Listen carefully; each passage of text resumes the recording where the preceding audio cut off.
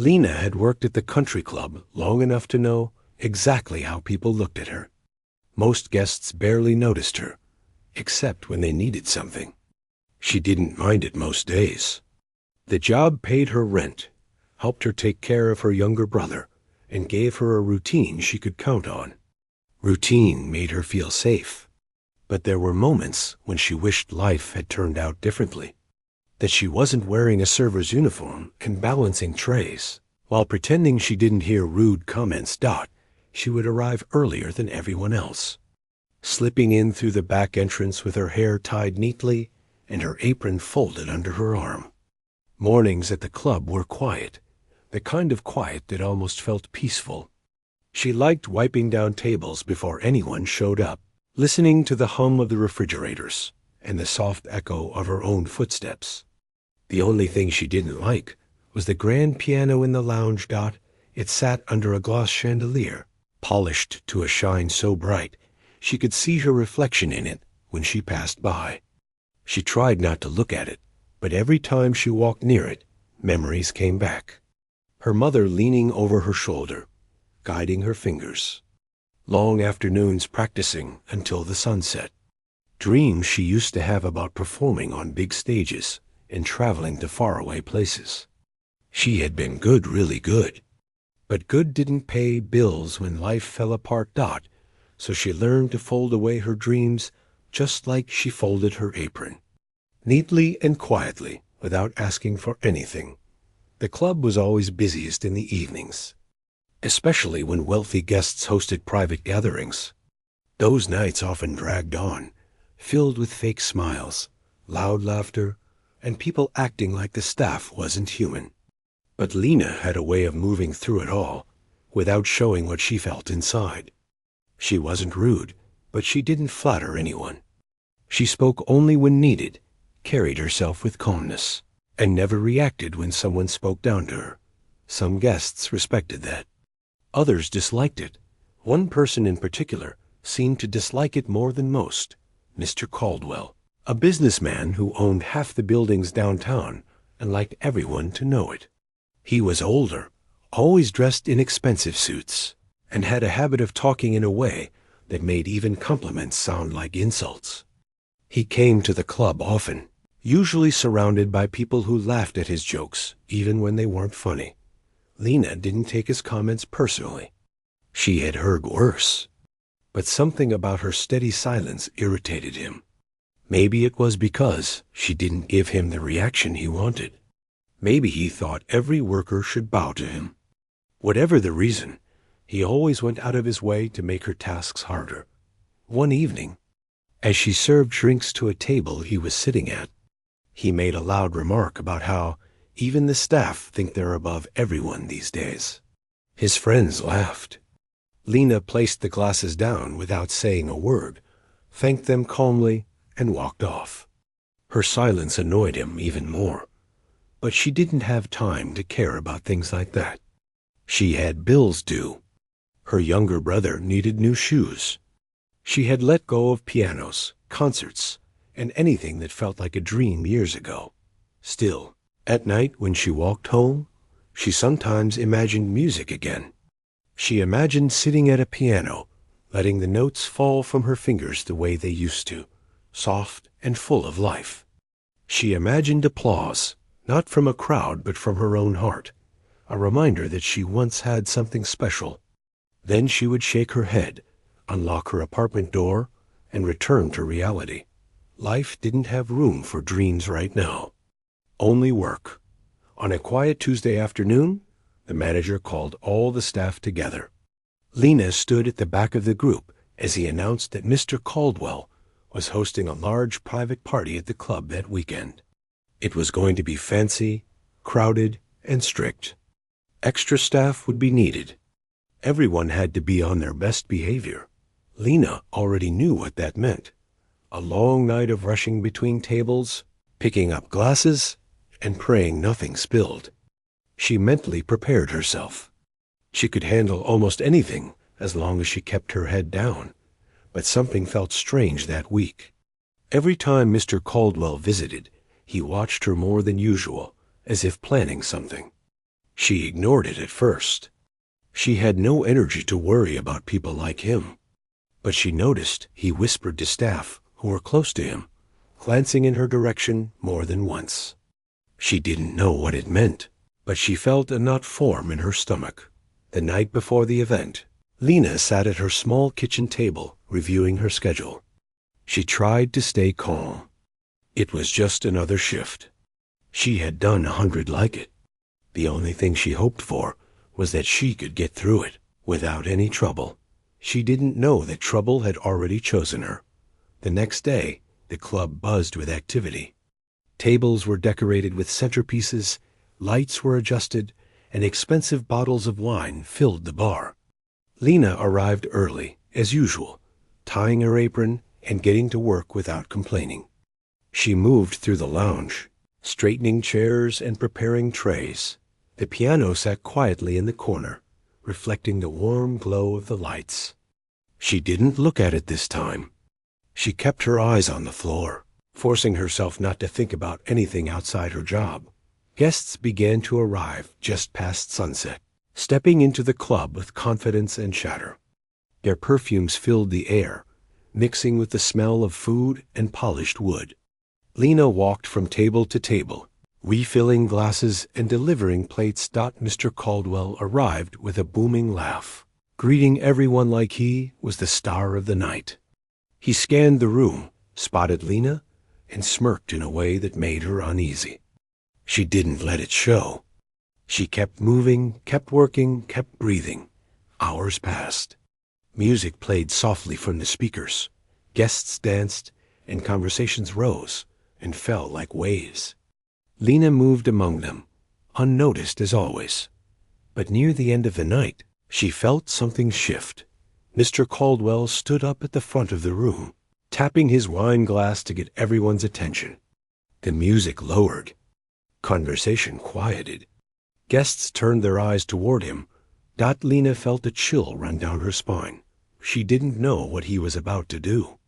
But she already knew it had something to do with her Dot, and for the first time in a long while, the piano didn't feel like just an object in the room.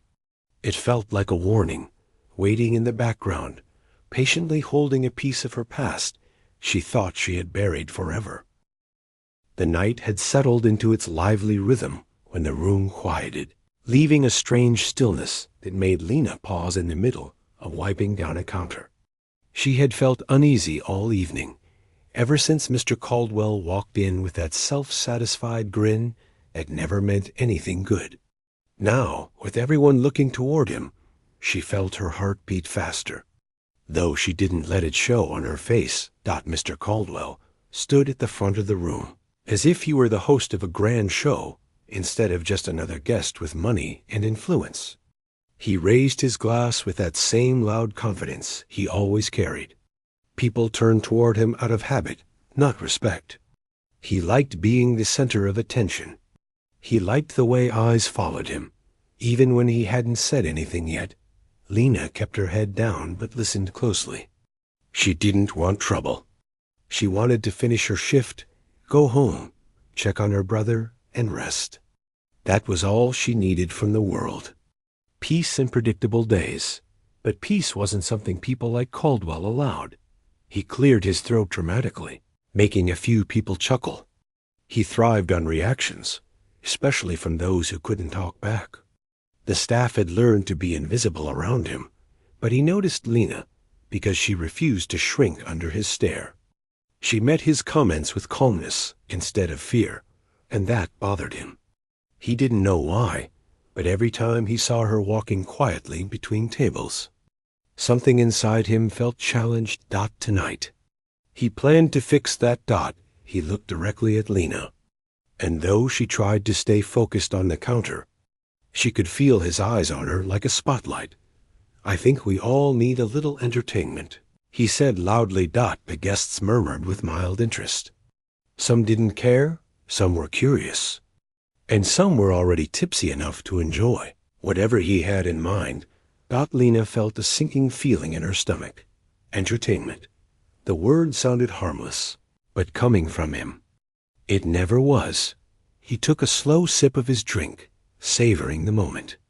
"I happen to believe that the staff here should be more involved with our fun tonight." A few guests laughed, but mostly out of politeness. Lena kept her hands steady, though inside she felt a warning growing louder. Mr. Caldwell set his glass down and lifted a hand, pointing casually in her direction. "You there," he said, as if he didn't already know her name. "Come here for a moment." She didn't move right away. Her manager gave her a nervous look from across the room, silently urging her to go. Lena had no choice. She walked toward the front of the lounge, her steps slow and controlled, her face expressionless. She didn't want to give him anything to twist or use. When she stood near him, he smiled like he had won something. "This young woman," he announced, motioning toward her with an exaggerated gesture, "has been serving us all night with such poise. Don't you agree?" Some nodded politely. Others barely looked. Lena stayed silent. "But I think she can do more," he added, raising an eyebrow.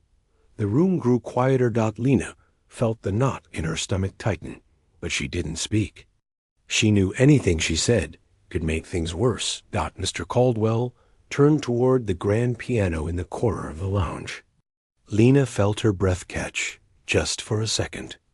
The piano gleamed under the chandelier lights, looking far too familiar in a night she wished were ordinary. "I think," Caldwell said slowly, savoring each word, "that she should give us a performance." A few guests frowned in confusion. "A performance?"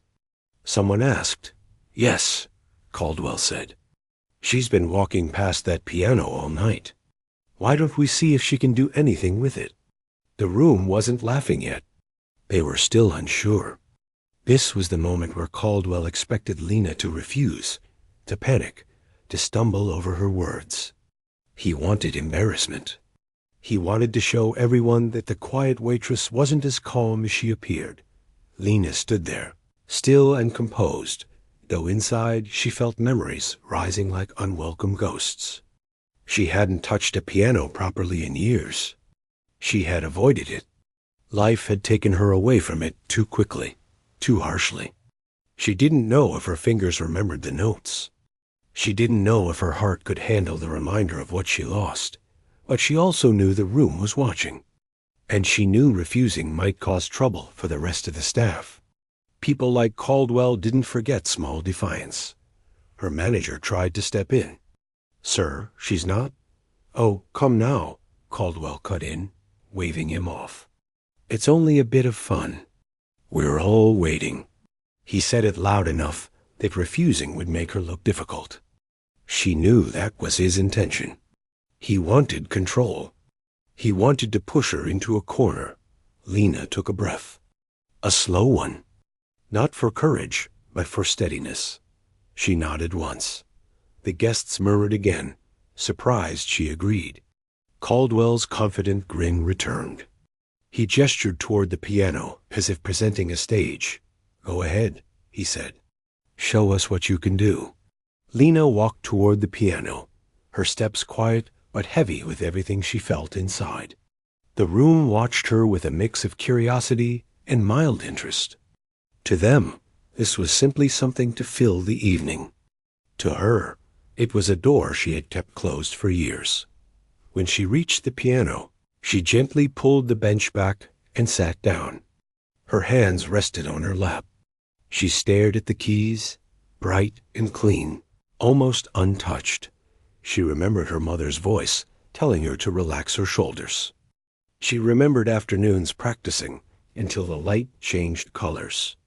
She remembered the excitement she once felt, the pride her family had before everything collapsed. Her fingers trembled slightly. She hoped no one noticed. Behind her, Caldwell spoke again, loud enough for half the room to hear. This should be interesting. Lena closed her eyes for a moment. Just a moment. Enough to breathe. When she opened them, she lifted her hands and placed her fingers lightly on the keys. She didn't know what she would play. She didn't prepare. But sometimes music didn't need preparation. It lived inside the hands, even when the heart tried to forget it. She pressed the first note dot. It rang out softly, clear and warm. The room quieted. People leaned in without meaning to. She played another note. And another.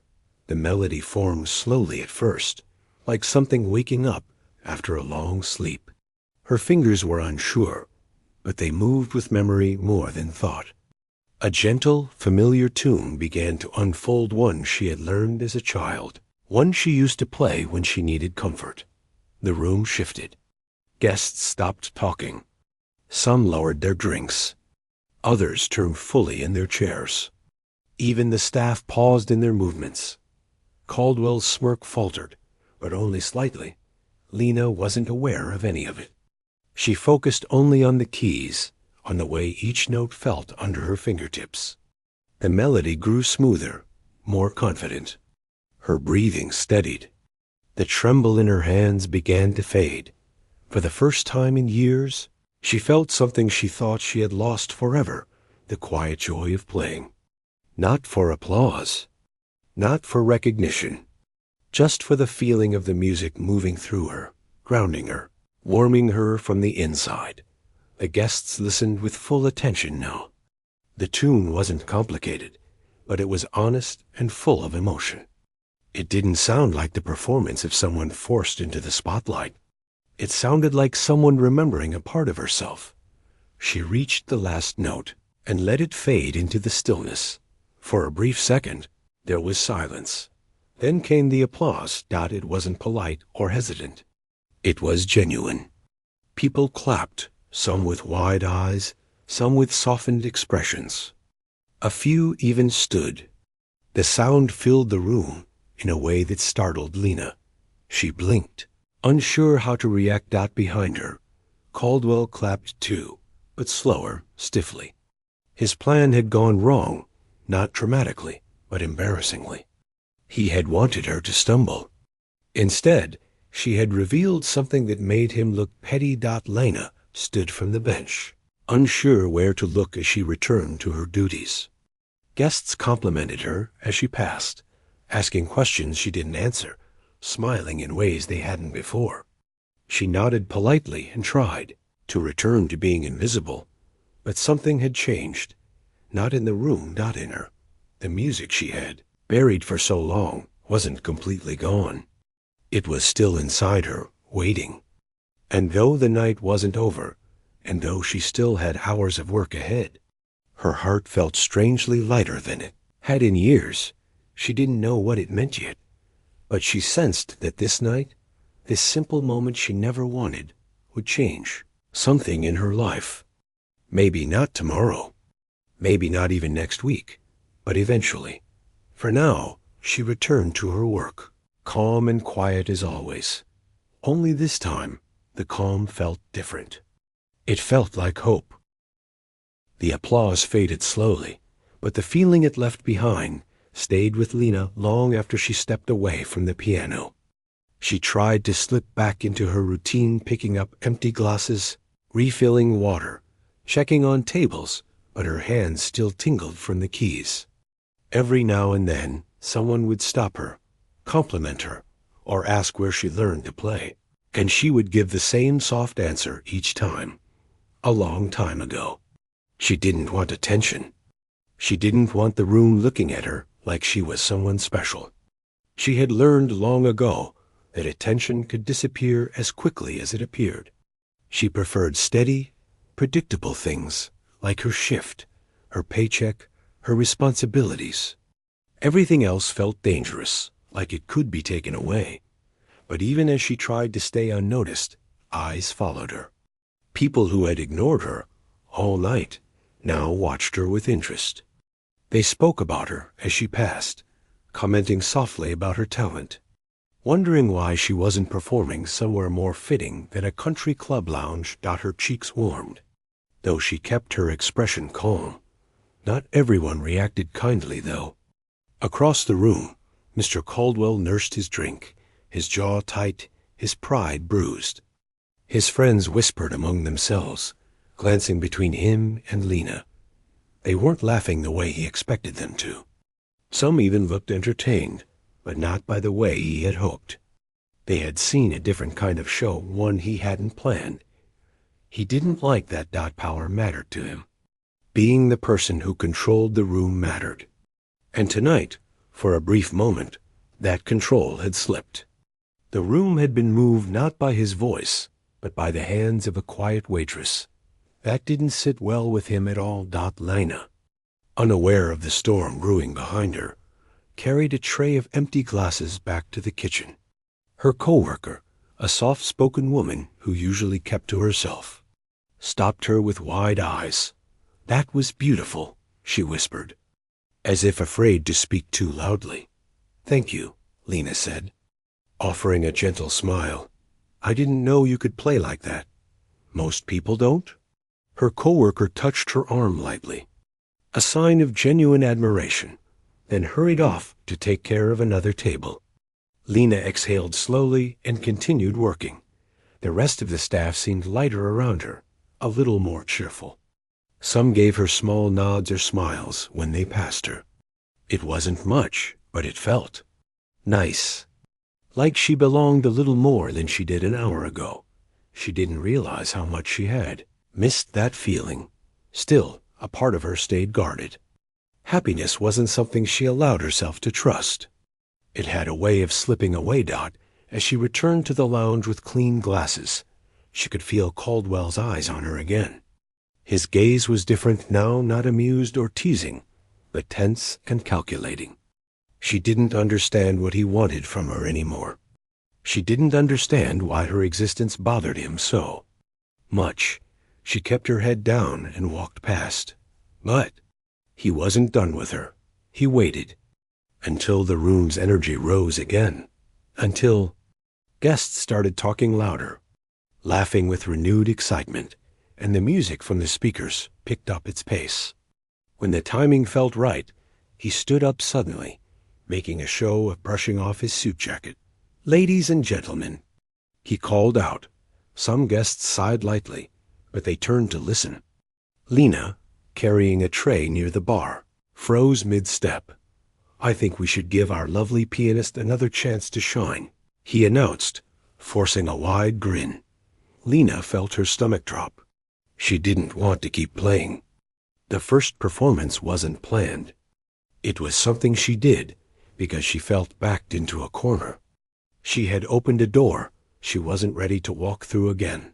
The guests murmured with interest. "Come now," Caldwell said. "We can't let that talent go to waste." "One more song, yes?" A few guests clapped. Others nodded encouragingly. They meant well, but they didn't understand the pressure she felt. They didn't understand that music for her wasn't just entertainment. It was a memory, a wound, a place both painful and beautiful. Her manager walked toward her quickly, worry in his eyes. "You don't have to," he whispered. "If you're uncomfortable, I can speak with him." But Lena shook her head softly. She didn't want anyone risking their job because of her. And she definitely didn't want to give Caldwell more reason to humiliate her. "I'm all right," she said quietly. She wasn't all right. But she had learned to push through much worse. Caldwell gestured toward the piano again, expecting her to move quickly. She walked slowly, steadying her breathing. Each step felt heavier than the last. She reached the bench and sat again, folding her hands in her lap. "Play something lively this time," Caldwell said loudly from across the room. "We don't want people falling asleep." Some guests chuckled awkwardly. Lena ignored him. She turned her focus inward, trying to find something she could play without falling apart. A lively piece. Something simple enough that her nerves wouldn't choke her. Her fingers hovered above the keys. But before she could play a note, someone near the front called out, "Give her a moment." It wasn't harsh. It wasn't mocking. It was gentle, as if to remind Caldwell that she wasn't a machine to switch on and off. He didn't reply. His tight smile revealed his irritation. Lena took that moment to breathe. She chose a light tune, something cheerful and old-fashioned. The kind of song one might hear drifting out of a window on a sunny day. She had learned it when she was younger, playing it for her brother to make him laugh. Her hands moved more confidently this time. The notes danced lightly through the air, playful and warm. Guests tapped their fingers. Some swayed gently, and a few hummed along. The melody lifted the room's mood, bringing small smiles to faces that had been serious earlier. When she finished, the applause came again, softer this time, but appreciative. She stood quickly, wanting to escape the spotlight before Caldwell decided to push her again. But as she turned, she found him standing closer than she expected. Too close. He smiled at her, but it wasn't friendly. "You're full of surprises," he said quietly. Just for her to hear. She didn't respond. "You know," he continued, swirling the drink in his hand, "people like you usually stay in the background. But I suppose you enjoyed all that attention, didn't you?" Her eyes widened slightly. "No, sir. I was only doing what you asked." He chuckled. "Of course. Always obedient. That's how staff should be." The way he said it sent a chill through her, but she kept her expression calm. Before he could say more, a group of guests approached him, pulling him back into conversation. Lena used the moment to step away, returning to her duties as quickly as she could. She didn't see the way he watched her from across the room afterward, or the way he leaned toward one of his friends, whispering something with a smug smile. She didn't notice his friend raising an eyebrow in surprise, or the small nod Caldwell gave in response. Lena focused only on her work, wanting the night to end, wanting to go home, wanting to forget the way her heart felt, squeezed between fear and hope. But hope was louder now than it had been in years. When the night finally began to wind down, the guests slowly drifted out, laughter trailing behind them. The music softened, the lights dimmed, and the atmosphere settled into the tired calm of a long evening coming to a close. Lena moved through the lounge cleaning tables, her shoulders aching, her feet heavy. But her mind replayed the music, the applause. The way the room had responded. She hadn't expected it. She didn't know what to do with it. Her coworker approached again, handing her a small stack of napkins. "You really were amazing," she said kindly. Lena smiled, shy but genuine.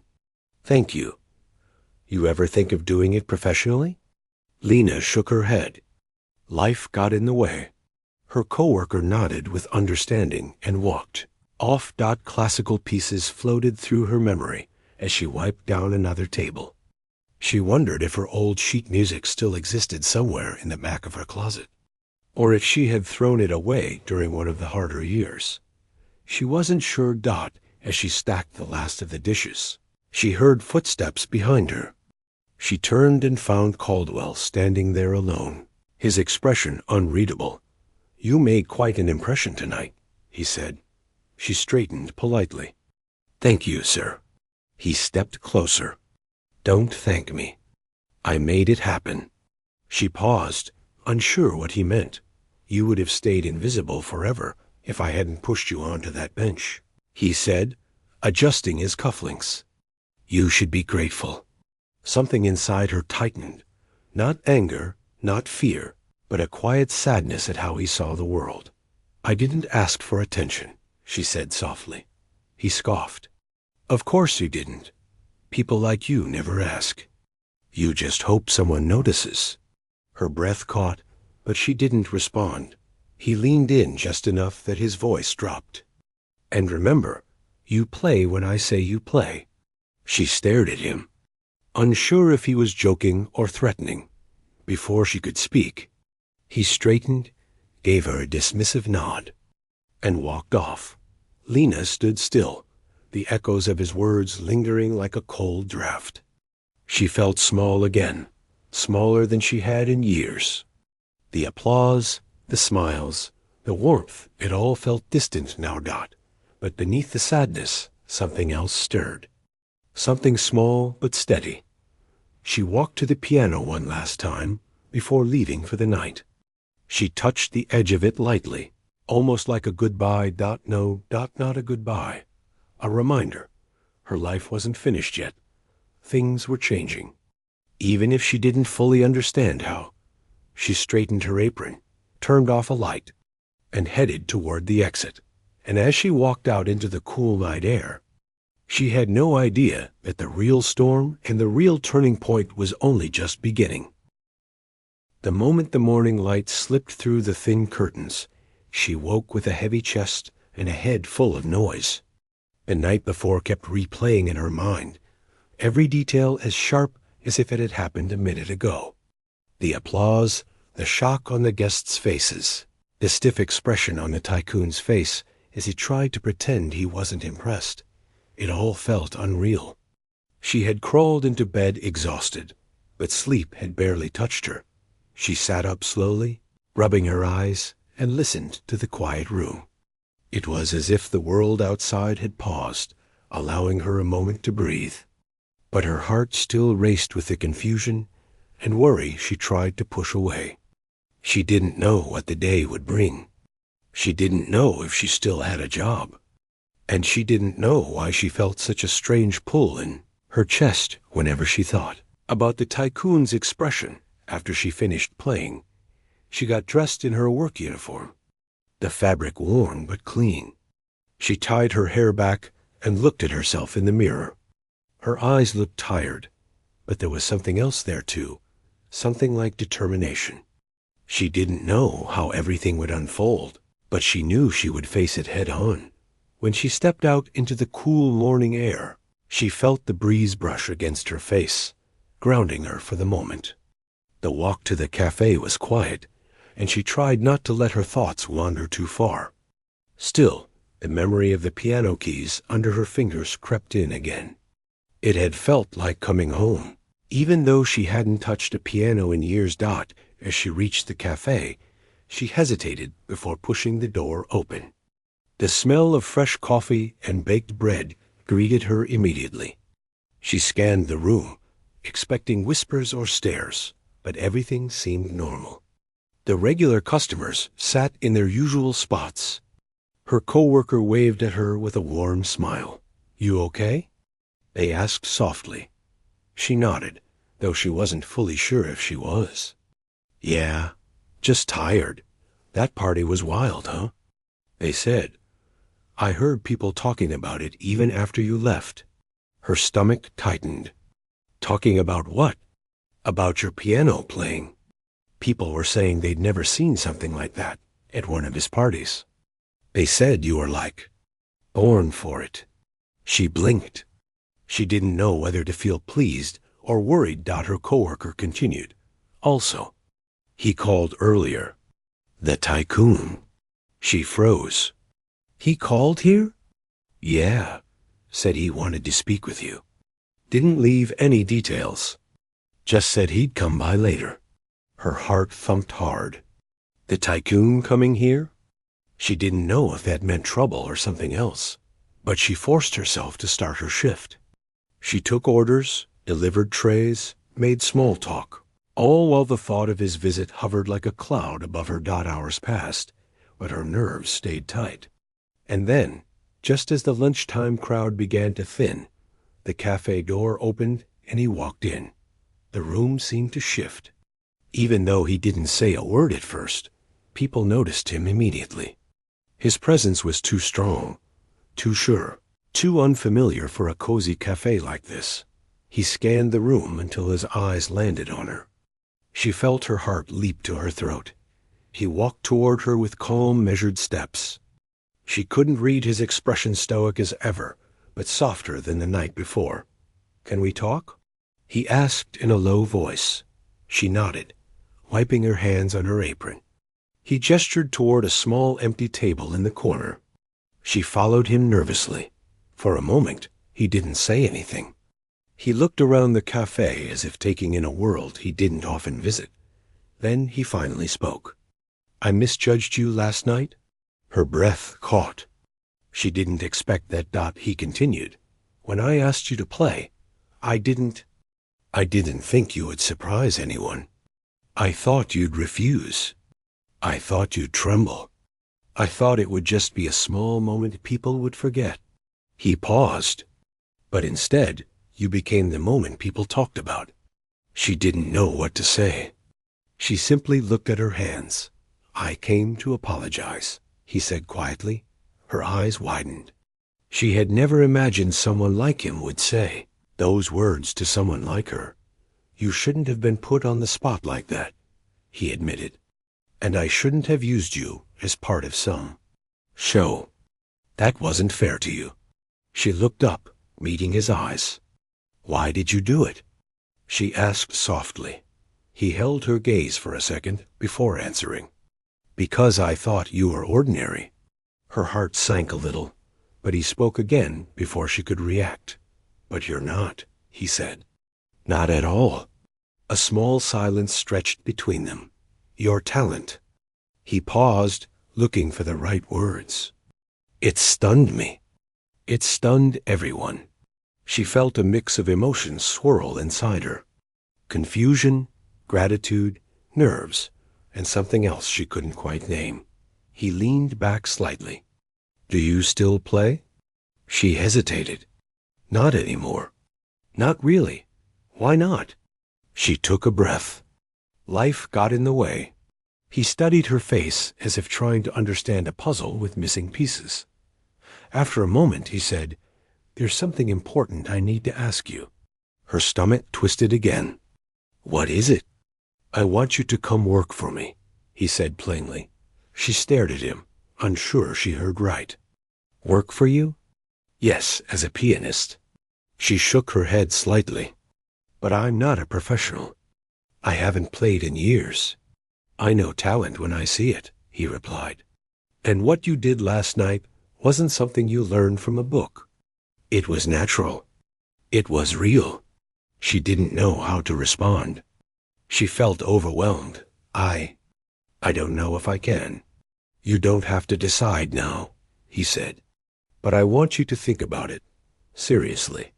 She nodded slowly, still stunned. He stood up then, adjusting his jacket. "I'll send you the details later. But whatever you choose, I hope you don't hide your gift again." He gave her a small, sincere nod before walking out of the cafe. She sat there, staring at the doorway long after he left. Her coworker rushed over. "What did he say?" "You look like you've seen a ghost." She tried to gather herself. "He wants me to work for him." Her coworker's jaw dropped. "Doing what?" "Playing the piano." "No way." She nodded slowly. "Yeah, I don't know what to think." The rest of the day passed in a blur. Every order she took, every drink she handed out, every table she wiped down, none of it felt real. Her mind kept drifting back to the conversation. When her shift finally ended and she stepped outside, the evening air felt strangely warm. She walked home with her thoughts spinning like a wheel she couldn't stop. Could she really do this? Could she step into a world so different from the one she knew? What if she failed? What if he regretted choosing her? But then she remembered the feeling from the night before, the moment her fingers touched the keys. The rush, the certainty, the strange sense that she was exactly where she belonged. She paused on the sidewalk, closing her eyes. Maybe she owed it to herself to at least try. When she reached her small apartment, she sat on her bed and looked at her hands again, the same hands that had washed dishes, wiped tables, carried trays, struggled through long days, and yet could still bring music to life. For the first time in years, she allowed herself to imagine a different future. She didn't have the answer yet, but something inside her whispered that she was stepping toward a turning point, and whether she was ready or not, everything was about to change. The day after the Tycoon's visit felt heavier than usual, as if the air itself carried weight. She woke early again, long before her alarm, her mind already racing with thoughts she had tried to push aside the night before. The offer replayed over and over in her head.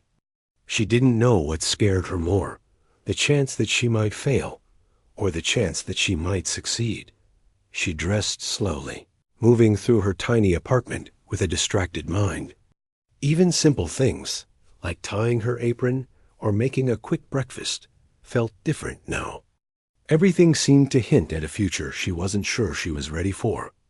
On her walk to the cafe, she kept her hands in her pockets, gripping them into gentle fists. The morning breeze brushed against her face, but instead of calming her, it only made her chest feel tighter. Her steps were slower than usual, her thoughts louder. What would her life look like if she actually said yes? Would she be able to handle the pressure? Could she fit into a world so different from what she knew? Or would she stand out too much, like a mismatched piece in a perfect puzzle? When she arrived at the cafe, her coworker greeted her with an excited grin. "Did you decide yet?" they asked, barely able to hide their curiosity. She shook her head. "Not yet. I'm still thinking." "Well, think fast," they said with a playful nudge.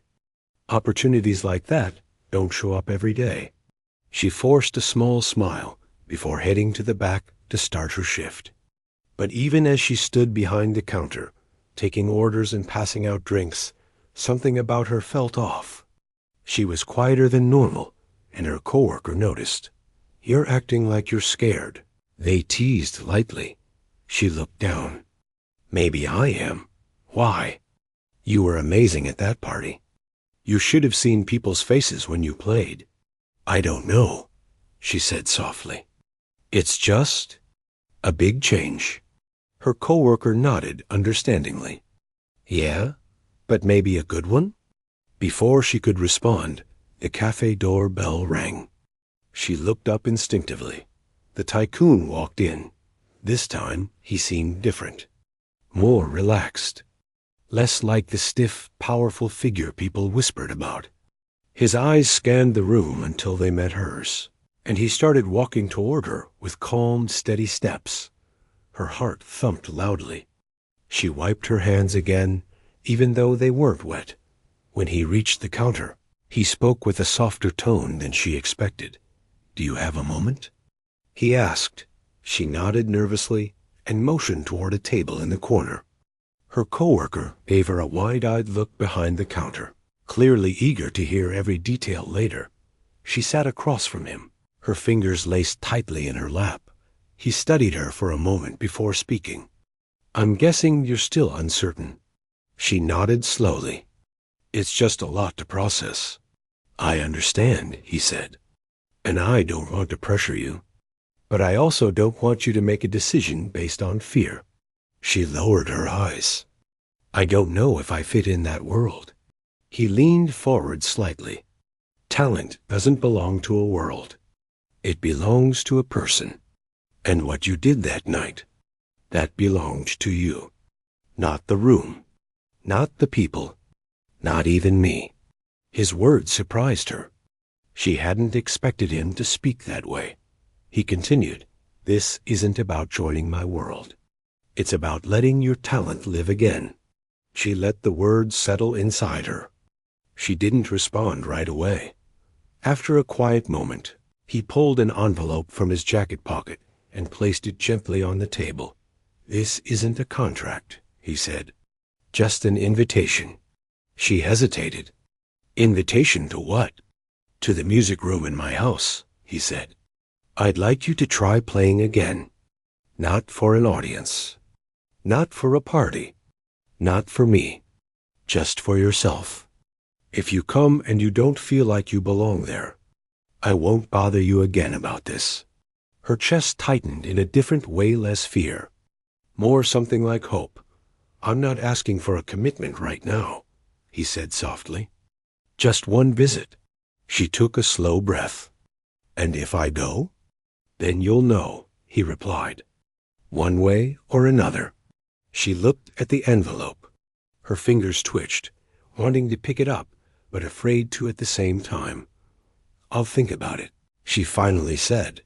He nodded, standing up. "Take your time." Before he left, he paused beside the table. "Whatever decision you make, I want it to be yours.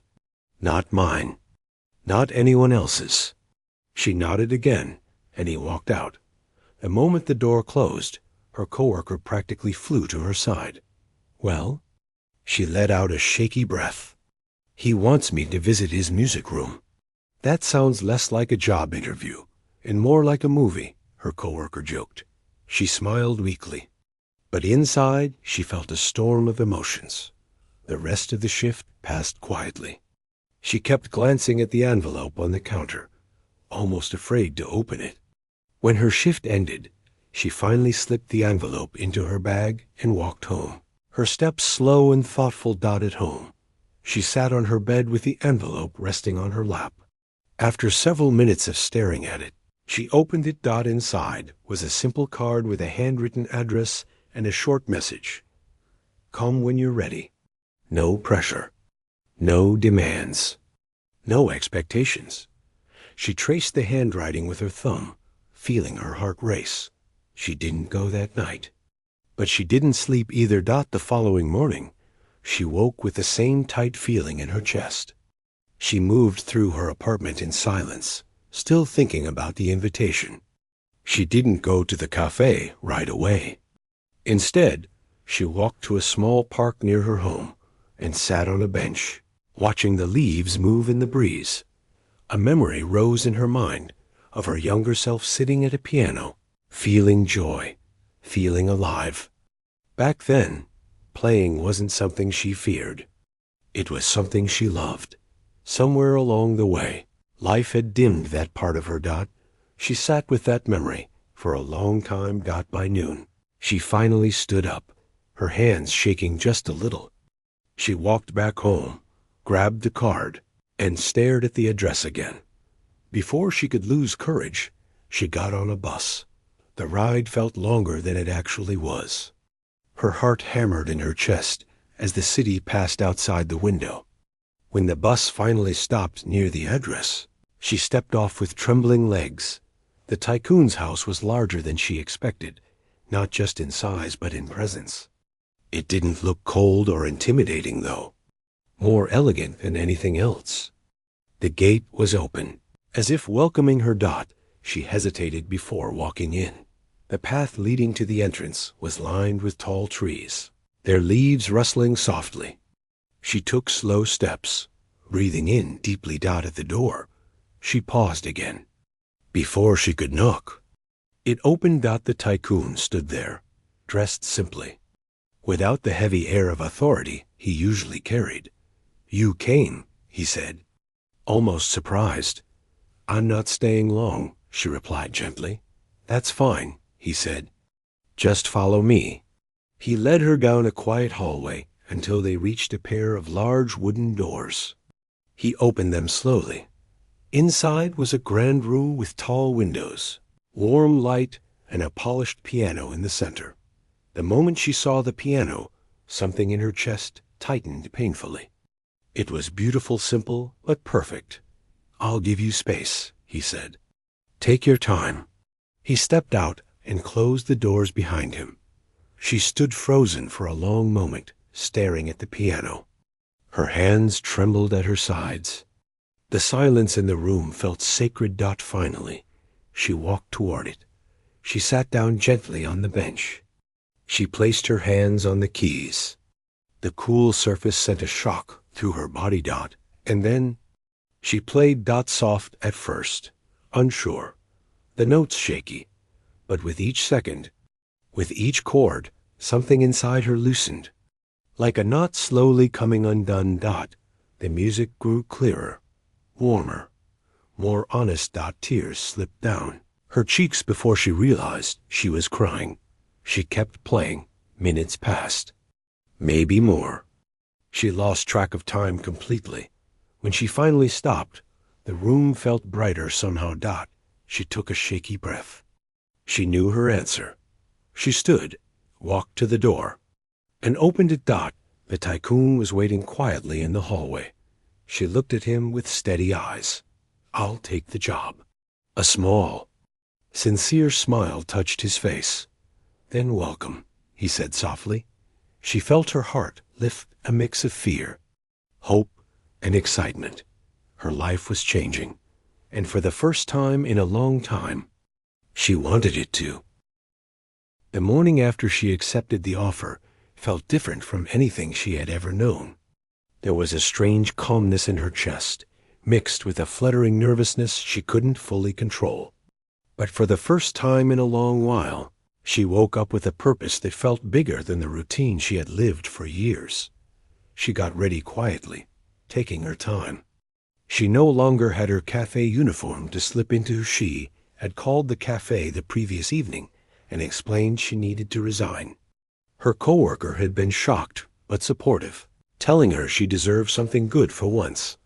She made herself a small breakfast, though she barely touched it, and stared at the card with the address again. Even though she had been to the Tycoon's house the day before to see the music room, the idea of going again felt surreal, but she had made a promise to him and to herself. So she left her apartment, locking the door behind her with a deep breath, and stepped into the fresh morning air. The bus ride felt faster this time.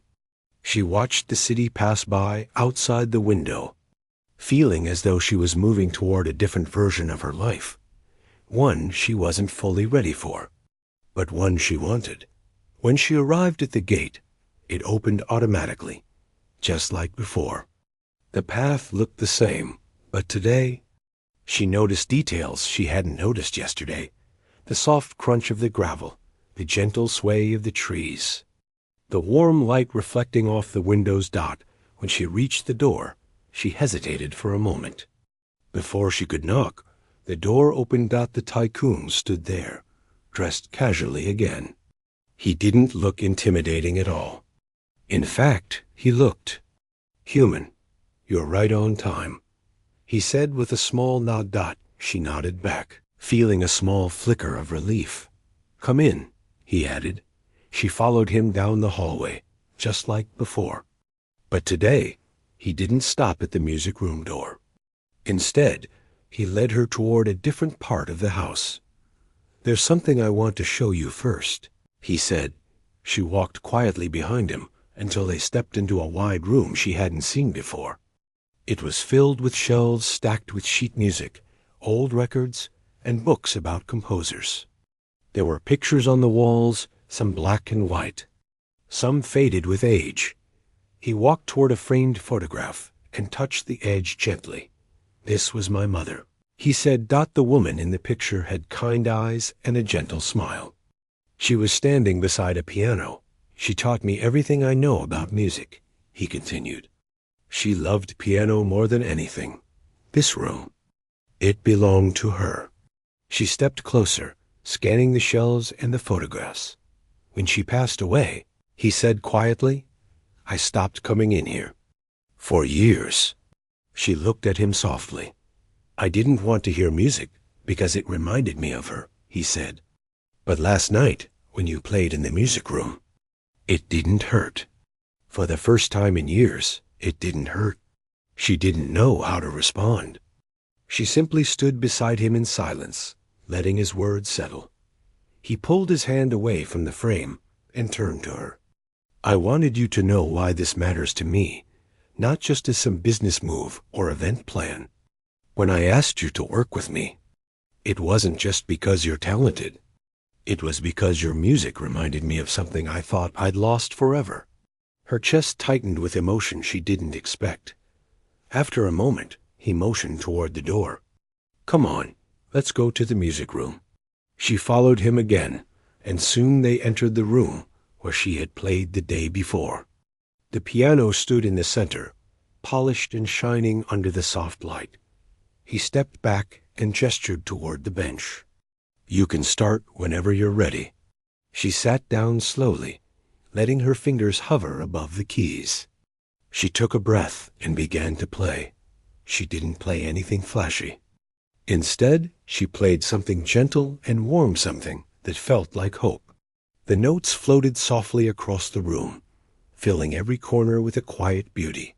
He listened from a distance, his expression calm but focused. When she finished, the silence that followed wasn't uncomfortable. It was peaceful. "That," he said softly, "is why I wanted you here." She felt her cheeks warm a little. Unsure how to respond, over the next hour, they talked about music, what she used to play, how she first learned, what pieces she still remembered. He asked questions not as a powerful man giving orders, but as someone who genuinely wanted to understand. For the first time, she felt like her talent mattered, not because it impressed people, but because it meant something. Eventually, he showed her the schedule for the work he had in mind. It wasn't anything overwhelming. Mostly private practice sessions, small gatherings, and maybe a larger event later down the line if she felt ready. "I don't want to push you," he said. "We'll move at your pace." She nodded gratefully. The days that followed moved gently but steadily. Each morning she arrived at the house. She practiced in the music room, sometimes alone, sometimes with him listening quietly nearby. He didn't interrupt. He didn't correct her. He simply let her grow. She found herself getting lost in the music again. Each note she played brought her closer to the part of herself she thought she had lost years ago. He began to share more stories about his mother, how she used to hum while cooking, how she'd sneak small piano lessons into everyday moments, how she would scold him gently for not practicing enough. Those stories felt like small windows into his life, revealing pieces of him few people ever got to see. One afternoon, after she finished a piece, he said quietly, "You know, you've changed the atmosphere of this house." She looked at him, confused. "It used to feel cold," he said. "Empty. But now, the sound of the piano makes it feel alive again." A warm feeling spread through her chest. She had never imagined she could change anything in someone else's life, especially someone like him. As the days turned into weeks, she grew more confident. She started choosing her own pieces, experimenting with melodies she hadn't played in years. The fear she once had slowly faded, replaced by a quiet joy. The Tycoon noticed the changes too. "You're not hiding anymore," he told her one morning. She smiled softly. "I didn't realize how much I missed this." "Sometimes," he said, "the things we lose aren't gone. They're just waiting for us to return." Her heart warmed at his words. Eventually, he arranged a small event, a private gathering with only a few close friends and colleagues. He told her she didn't have to perform if she didn't want to, but she decided she was ready. The night of the event, she wore a simple dress he had sent for. Not something extravagant, just elegant and comfortable. She felt nervous, but not the trembling kind of fear she used to carry. This time, it felt like anticipation. When she entered the music room, the guests turned to look at her. Their expressions were warm, welcoming, not judgmental. The Tycoon gave her a gentle nod from across the room. She sat at the piano, took a breath, and began to play. The room fell silent as the music flowed. She played with emotion, with honesty, with everything she had regained over the past weeks. The notes filled the room like a soft embrace. When she finished, the applause was genuine, not loud or forced, but grateful. She glanced at the Tycoon. For the first time since she met him, she saw pride in his eyes, not the pride of ownership or achievement, but the pride of witnessing someone rise. After the guests left and the house grew quiet again, she and the Tycoon stood in the doorway of the music room. "You were incredible," he said softly. She smiled. "I felt free. That's what music should be," he replied. They stood in silence for a moment, the quiet between them warm and calm. Finally, he said, "You know, when I first met you, I misjudged you completely." She chuckled softly. "You really did." "But I'm glad I was wrong," he said. "So am I," she admitted. From that night forward, her life continued to shift, not suddenly, but steadily. She kept working with him, not because she felt pressured, but because it made her happy. She played in small gatherings, helped organize musical events, and even started writing her own melodies again. he continued supporting her quietly, never pushing, always encouraging. One day, as she finished a piece she had been working on for weeks, he approached her with a thoughtful expression. "You know," he said, "you've done more for me than you realize." She tilted her head, curious. "You brought music back into my life," he continued. "Back into this house. I didn't think that was possible." Her chest warmed.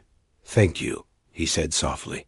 She smiled, a real, full smile. "Thank you for giving me a chance," she replied. Paths had crossed in the most unexpected way, a moment meant to embarrass. Her had become the spark that reignited her. Life, and in helping her find herself again. She had helped him heal too. Their journey didn't end with a dramatic twist or sudden change. Instead, it grew quietly, steadily, like music that fills a room little by little. Her life was different, now full of purpose, full of hope, full of sound. And every time she sat at the piano, she remembered that a single moment, one that once felt humiliating, had led her exactly where she was meant to be.